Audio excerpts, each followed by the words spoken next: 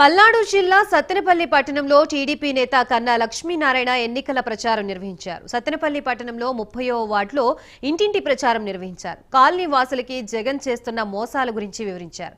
అలాగే చంద్రబాబు అధికారంలోకి వస్తే తీసుకురాబోయే పథకాల గురించి వివరించారు. ఈ కార్యక్రమంలో టీడీపీ, జనసేన, బీజేపీ కార్యకర్తలు పాల్గొన్నారు.